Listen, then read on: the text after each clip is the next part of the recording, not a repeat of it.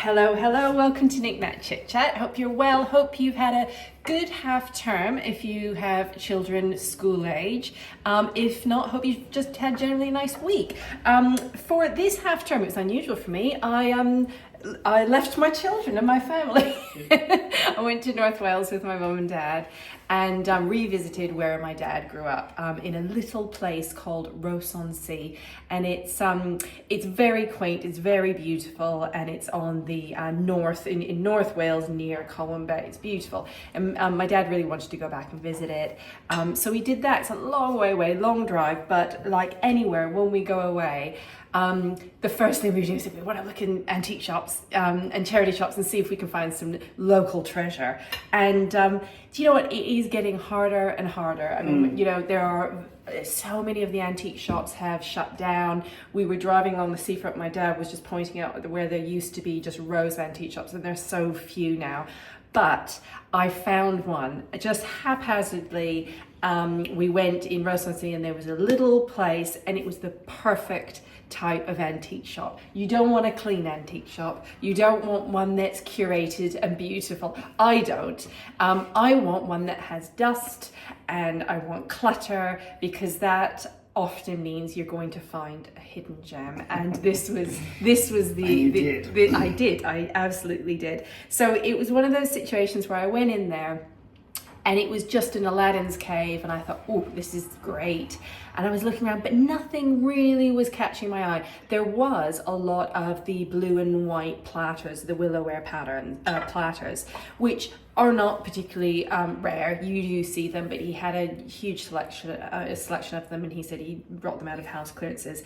So, you know, there was a few bits and bobs I was looking at, nothing I really needed. I was sort of buying for the truffle trove to sell on our account. And then right before we left, something caught my eye, and they were in a cabinet stuffed full of things, and I just saw the little head peeking out of this beautiful hen on nest.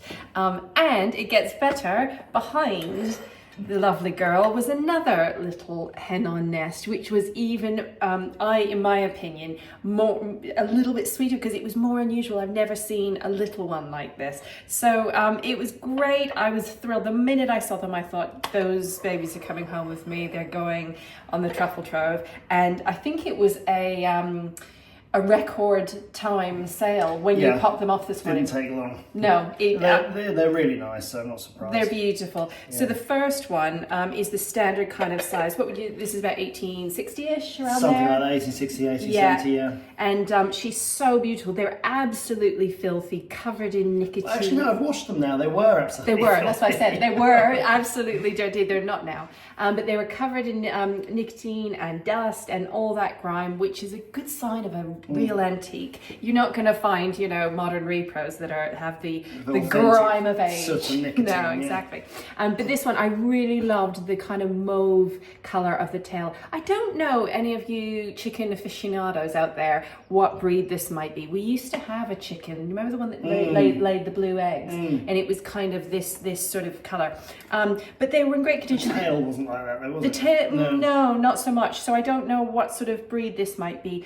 There was a tiny hairline crack down one in the inside. It doesn't show on the outside, but you know, it's a decorative piece, so it's not going to affect it really. And then the smaller one, would you say that's kind of similar age? Yeah, I guess so. Yeah. But really gorgeous, vibrant colours on it, beautiful. All the original, you know, there's nothing been chipped or replaced or anything. And it's just a beautiful, beautiful thing. So, I mean, these are getting harder and harder to find. They really are, purely because they're so decorative. They're so easy to incorporate into a kitchen scenario. They look, I mean, anything really I find animal related, pigs, chickens, all of that people love, don't they? Yeah, I think so. I mean, it's funny talking about the feathers. On this one, I think the bloke who painted this is more familiar with pheasants.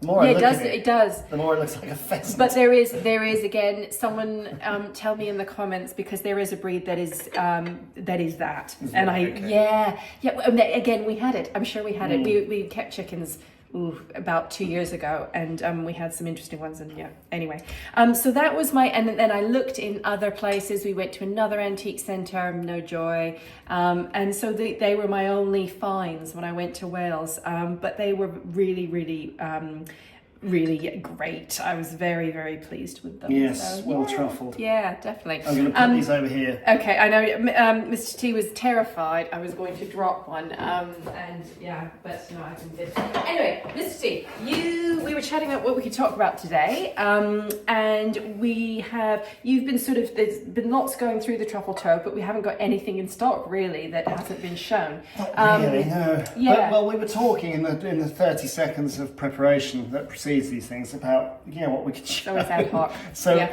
we kind of thought, well, why don't we talk about things that would not once have been thought of as art or decorative, but with the passage of time kind of take on a life of their own as a decorative object, and people quite like having them in their house. Yes, things that were traditionally of high value, but now you can put them into... exactly, or not even value. Maybe they just did something completely different, and you look at them in a different like this. So we've had this for donkey's years. Hang on, we've had this for donkey's years. And I bought it in Camden Passage years ago when we lived in London. Yes, you did. North London, yeah. And and it's actually in origin, it's not a very nice thing, but nowadays it's kind of, you look at it and it's quite tongue in cheek, and it's a talking point. Yeah. So there we go. And now we've had that for ages, and I don't think I'll ever sell it. And where would that have come originally? Well, I would think, obviously, it would have been in a restaurant or probably a pub. Yeah. And I think it's Edwardian. Yeah. It's not a repro, but I don't think it's Victorian. I think it's Edwardian. And it's kind of painted on glass, reverse painted on glass.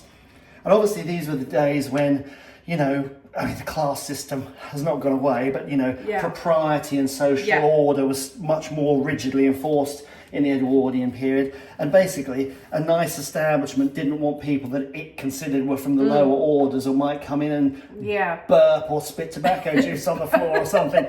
So there we go. So we like that, and of course we waive the stipulation now, don't we? I mean, there may be riffraff that have crossed our thresholds from time to time into our kitchen. Yeah, but that's cool. I do love that, and as I say, there's loads of repros, but that's a real one. Sometimes the repros are so good, aren't they? The first thing I tend to look at is, and I don't know if this is true, they might even be faking this, but often when you look at the back of things, they probably wouldn't be, if it was a repro, be doing all this dodgy kind of duct tape and all of that. That's often a good starting point, isn't it? When you're looking at a print or whatever, you think... The more stuff you handle, the more, and especially things that have been in a kind of public environment, or like from a station or a shop or a restaurant, they've invariably got paint splatters on them, I find. Chips. Or they've been knocked around, and they're just, you just know. You can see the age. So I like that. So that was our first thing. And those are, we looked again, because I mean, those kind of things we would love to sell on the Truffle Trove. They're very much your kind of, and my aesthetic in terms of antiques and interiors and stuff. But again, really, really rare. People, when they come up, if you see them at car boot sales, they are gone. Dealers get them because people like putting them in their houses. It's a little bit of cheekiness. It's a bit of historical kind of. It's a talking point. It's a conversation piece, and they are very rare now to find. They don't come up. It's that thing we always say. It's the kind of vernacular things that were part of everyday world for years and years. Suddenly the context changed, and they were rubbish. And they were thrown away. So there's that. You've seen this, but this still makes us laugh a little bit. It's the same sort of thing. Something from a completely different context, which kind of makes you laugh. The church is open between 3 and 4:30 p.m. only to those who wish to see the vicar on spiritual matters. And it hangs proudly in our loo. And it's the person who wrote this in very nice copperplate script has signed it JHC 1940. I mean, the calligraphy is just gorgeous, isn't it? It's beautiful. But I like the frames. I think there's little handmade. It's a period frame from the 1940s. Yeah, beautiful. And it's it's exactly the sort of thing you see church furniture made out of and stuff. But so irreverently, that's now in our lavatory, isn't it? Our lavatory. I should take a photo, because for all things like that, little plates, little knickknacks, we started putting them in the loo, and now it's getting more and more and more. So eventually, I think all of the wall is going to be covered with oddities and curiosities. Oddities and curiosities. Yes, that's our. Well, you didn't want me to talk about these, but can I talk about these? Because oddities and curiosities is kind of. So sometimes you find things close to home, like the sign that you always see on the back, which we'll talk about later. That came from close to home, and sometimes you find things from far afield. And back in the day, I was sort of freebooting around the Middle East a lot, and I used to pick things up and bring them home. And I got this in Cairo. I can't remember for the life of me where I got it from. And thankfully, I guess this comes from pre-1956, when the Egyptians kind of quite understandably decided they'd rather like their country back. So before that, it was a British protectorate. So in English, it says Bani Okil Street. In Arabic, that's Sharia Bani Okil. And that's the sort of classic street sign. So I like it. I mean, the colour is great, isn't it? Yeah, That's what striking. To me, the colours, the beautiful graphics, the writing is gorgeous, and in the right interior sort of. Yeah, with a clean up. It's been in my shed. Funnily enough, it's still in our shed. Yeah, it's been in my shed a long time. I haven't. Yeah, but I can imagine it. It just we haven't sort of. But as I say, I reckon that's from the 40s, given the it's fair. This one's beautiful. The weight too. of the enamel. That one's gorgeous. And so there we go. And I'm assuming that's either older or post 1956, when they omitted the English script. But it looks older, so it could be that was like a less important thoroughfare in Cairo or something, and that says Sharia al-Mazara or something like that. So but did you just? It was just disregarded. Was it? It was just. I got it somewhere in the Khan el Khalili, but it was just like your shop in Wales. Yeah. It was just in a corner, and nobody thought it was of any value. But I thought, no, I'll have that and put it in my shed for the next 20 years. For the next 20 years, exactly, with all the other signs that are in there actually. Yeah. But things like that. But I did kind of think, well, my special lavatory upstairs, my dedicated lavatory upstairs, I did have visions of painting it like the Casbah with all my Arabic stuff in there. And from all your travels, Casbah. We need to do that. Yeah. Do it. It would look quite cool. Yeah. Right, what else? Some of these things we've talked about. We do have some of these signs are actually attached to the walls, so it might be a little tricky to show you. But again, it's things that in another era were just not of great value. I like very this one. cheaply produced. This one's great. But they just conjure up a period of time. So. Period in time. There you go. Maidstone Young Farmers Annual Ball, which we have talked about this before, but it's it's just on the same thing.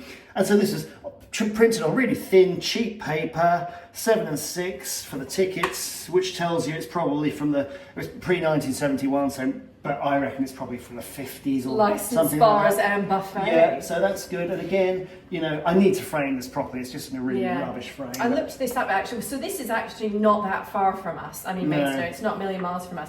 But the Tudor, I looked it up just out of interest, and it burnt down. It was sad. Yeah. But Young Farmers used to be a big organisation. Probably still is. Farmers are in a pretty dire state at the moment, so I like to see that. It's fab. Yeah.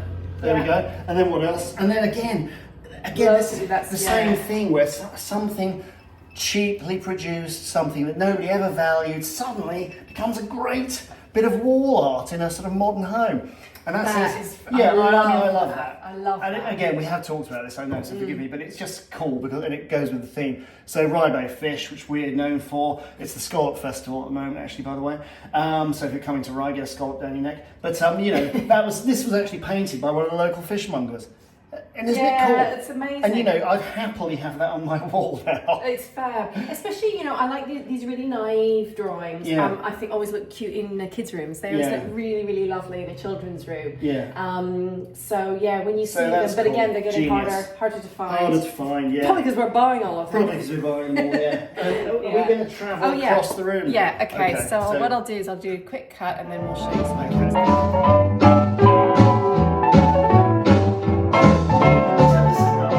First glance, you might think it's one of the millions of repros that are out there, and there's a lot of sign painting going on. Good sign painting, but this is an original one. So this was from a little shop local to us. I think it was down in Brooklands or Brenzett, and it was a double-sided sign. There was probably another side to it, but I've only got this one, advertising Nichols ice lollies. 2 shillings. That one, two pennies, sorry. So pretty, and the paint on it, it's just gorgeous. The colours, and when we got it immediately, I knew exactly when we were doing the kitchen up, it was going to go in our kitchen because it's just so sweet. The colours are great, and I really liked it with the yellow too. Yeah, it's really good. I think I've put it up slightly on an angle, but anyway. Probably. But yeah, so 2pence or 3pence for a lolly. So that's a great thing. We love that. Then you've got things like this again, which This is just get the cobwebs off it. This is a butler's bell, And I bought it because it was from, it's got the electrician's name, from Rye. And once upon a time, obviously, the cook or the butler or whatever would respond to these things. Oh, look, somebody in the master bedroom wants their hot water bottle topped up, or the front door's ringing with a telegram from the ministry or whatever. And the little red thing would flash up.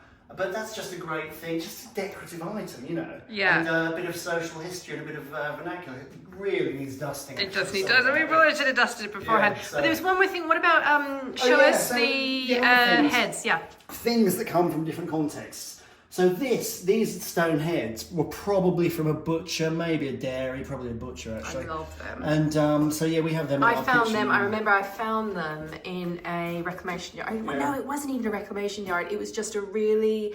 It was like a junk shop, really, wasn't it? I can't remember. And they were just at the bottom of a bucket, and there was two of them, and they obviously had been chiseled off of a butcher's shop, building, and someone had just thankfully had the thought of just we're going to save. But they're English and they're Victorian. Sorry, they almost bad look like camera. I'm going to show you the other one there. Hindu sculpture, don't they? Yeah, they're so beautiful. They could even be Grecian, couldn't they? Yeah. I mean, they're not obviously, but so they're great things.